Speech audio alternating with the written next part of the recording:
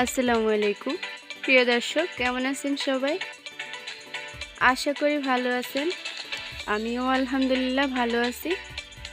আজকে আপনাদের সাথে একটি নতুন রেসিপি শেয়ার করতে চলেছি। আজকের পর্বে আমি আপনাদের সামনে হাজির হয়েছি কিভাবে আপনারা একদম পারফেক্টলি ভাবে মজাদার, একদম মুখে লেগে থাকার মতো স্বাদ এমন একটি মাছ রান্না করব, যেটা আপনি একদম স্বাদটা কখনোই ভুলতে পারবেন না। যারা মাছ খেতে পারেন না বা এই মাছটি যারা খেতে পারেন না, তাদের জন্য আজকের এই ভিডিওটি।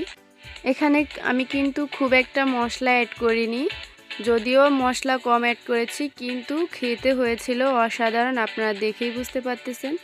তো চলুন দেখা যাক কিভাবে এই রান্নাটি করতে হয়। তো প্রথমে আমি এখানে একটি টমেটো স্লাইস করে কেটে নিয়েছি, দেখতেই পাচ্ছেন। তো আমি নিয়েছি এখানে দুটি বড় সাইজের পেঁয়াজ, আর এখানে আমি 3টি কাঁচামরিচ নিয়েছি। তো এগুলো আমি ব্লেন্ড করব, তাই আমি একটু ছোট করে কিউব করে কেটে নিচ্ছি। দেখতেই পাচ্ছেন আপনারা ভিডিওতে আমি কিভাবে পেঁয়াজগুলো কেটে নিচ্ছি। এটা কিন্তু অপশনাল, আপনারা চাইলে আপনাদের পছন্দ মতো কেটে এটা ব্লেন্ডার করতে পারেন। এটা ব্লেন্ডার করার সুবিধার্থে ছোট করে দিলে খুব একটু সুবিধা হয়, সেজন্য আমি এরকম করে দিয়েছি। তো এখন আমি এখানে একটা ব্লেন্ডার জাগ নিয়ে নিয়েছি, আর এখানে আমি দিয়ে দিচ্ছি কিউব করে কেটে রাখা টমেটোগুলো, আর দিয়ে দিচ্ছি আমি যে পেঁয়াজগুলো কিউব করে কেটে রেখেছিলাম সে পেঁয়াজগুলো দিয়েছি। আমি কিন্তু এখানে 2টি পেঁয়াজ নিয়েছি, আর এখানে আমি 3টি কাঁচামরিচ দিয়েছি, আর আমি এখানে সামান্য কিছু নারিকেল কোড়া ব্যবহার করতেছি। আর এই মাছ ভাজিটাতে একদম মোস্ট ইম্পর্ট্যান্ট হচ্ছে এই নারিকেলের পেস্ট। এটা দিলে কিন্তু স্বাদটা দ্বিগুণ বেড়ে যায়। তো এখন আমি এখানে সামান্য পরিমাণ পানি অ্যাড করেছি, খেয়াল করেছেন নিশ্চয়ই। তো আমি এটা একটু ব্লেন্ড করে নিচ্ছি, ব্লেন্ড করে একটা সাইডে রেখে দিয়েছি। তো এখন আমি একটু বড় সাইজের 3 টুকরো মাছ নিয়েছি, দেখতেই পাচ্ছেন আমি মাছের পিসেস করে নিয়েছি কেমন করে। পুরোটা খুব ভারী দিলে একদম খেতে ভালো লাগে না, ভিতরে মশলাটা ঢুকে না। এই কারণে আমি এই রকম করে দিয়েছি, রেগুলার পিসেস করে নিয়েছি। তো এখন আমি এখানে সামান্য লবণ আর হলুদ আর মরিচ গুঁড়া এখানে হাফ চা চামচের থেকে কম করে ব্যবহার করেছি, যেহেতু এখানে আমার মাত্র 3 পিস মাছ নিয়েছি আমি। তো আমি আমার পরিমাণ মতো দিয়েছি, আপনারা কিন্তু আপনাদের পরিমাণ মতো বাড়িয়ে কমিয়ে নিতে পারেন। তো আমি একটু হাতের সাহায্যে এই মাছগুলোর ভিতরে একটু হলুদ লবণটা ভালোভাবে মাখিয়ে নিয়েছি, খেয়াল করেছেন নিশ্চয়ই। তো আমার এটা মাখানো হয়ে গিয়েছে। তো এখন আমি চলে এসেছি কিচেনে, আর এখানে কড়াই দিয়ে আমি পর্যাপ্ত পরিমাণ তেল দিয়ে এটা গরম করে নিয়েছি। তো এখন আমি এক এক করে মাছগুলো দিয়ে দিচ্ছি, আর এগুলো কিন্তু একদম লালচে করে ভেজে নিতে হবে, একদম নরম থাকা যাবে না, নয়তো খেতে ভালো লাগবে না।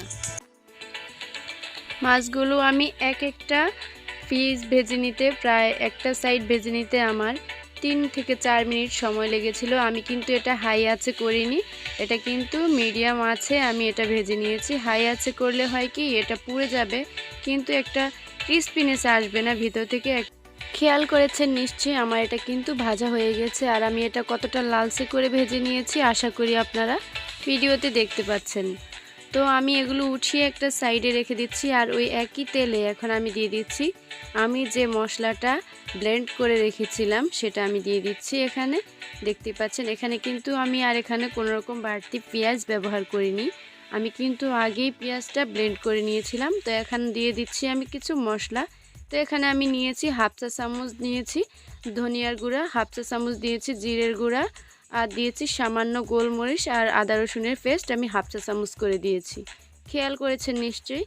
তো আমি এই সবগুলো উপকরণ দিয়ে এখন আমি একটু কিছুক্ষণ নেড়েচেড়ে নিচ্ছি। তো মিক্স করা হয়ে গেছে, প্রায় আমি 1 মিনিটের মতো এটা নেড়েচেড়ে নিয়েছিলাম। তো এখন আমি দিয়ে দিচ্ছি কিছু শুকনো উপকরণ। তো এখানে আমি হলুদ দিয়েছি হাফ চা চামচ, মরিচ গুঁড়া দিয়েছি আমি হাফ চা চামচ, আর লবণ দিয়েছি আমি হাফ চা চামচ। অবশ্যই পরিমাণটা আপনাদের বেশি কমের উপর বাড়িয়ে কমিয়ে নেবেন।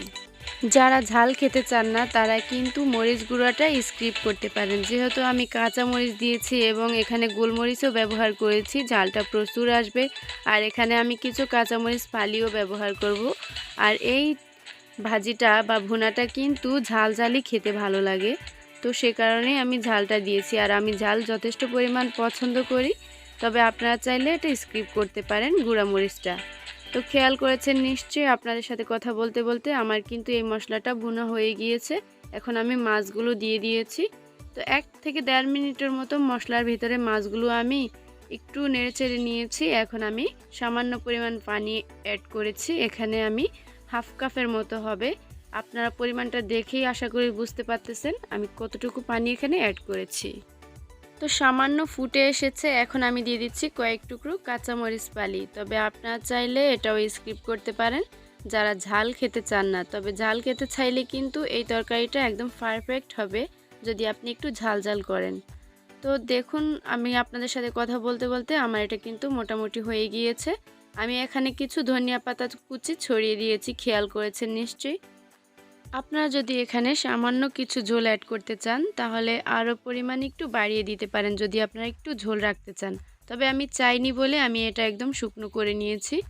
আর এখন ধনিয়া সিজন, ধনিয়াটা না দিলে একদম তরকারিতে খেতে ভালো লাগে না এমন মনে হয়। তো আমি চুলাটা অফ করে দিয়েছি কিছুক্ষণ নেড়েচেড়ে। তো এখন আমি একটু পরিবেশন করে দেখিয়ে দিচ্ছি আপনাদের এই তরকারিটা বা এই ভুনাটা কতটা পারফেক্ট হয়েছে।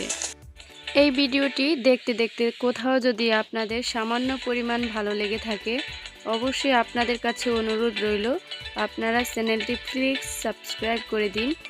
আর অবশ্যই একটি কমেন্ট করে জানাবেন এই রান্নাটি কেমন হয়েছে। ভালো লাগলে অবশ্যই কমেন্টটা করে যাবেন। আপনার ছোট্ট একটা কমেন্টই কিন্তু আমি অনেকটাই উৎসাহ পাই। আমি কিন্তু এখানে সিলভার কাপ মাছটা ব্যবহার করেছি। আপনারা চাইলে এটা যে কোনো মাছ দিয়ে করতে পারেন। এই ভুনাটা কিন্তু একদম অতিথি আপ্যায়নের জন্য একদম পারফেক্ট একটা ভুনা। আপনারা একবার ট্রাই করে দেখতে পারেন।